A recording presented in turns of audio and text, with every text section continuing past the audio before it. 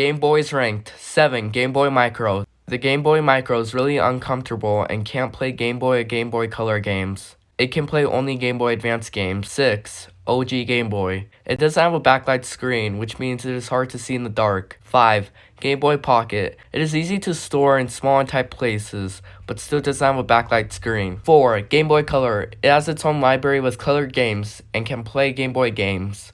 3. Game Boy Light. The Game Boy Light has a backlight screen, which means you can see the screen in the dark. 2. Game Boy Advance. The Game Boy Advance has its own library with 16-bit graphic colorful games. It can play Game Boy and Game Boy Color games too. Number 1. Game Boy Advance SP. It has a clamshell design and has a backlight screen, which is really helpful when you play in the dark. The Game Boy Advance SP has a rechargeable battery, and like with the Game Boy Advance OG, it can play Game Boy and Game Boy Color games. Comment about your favorite Game Boy.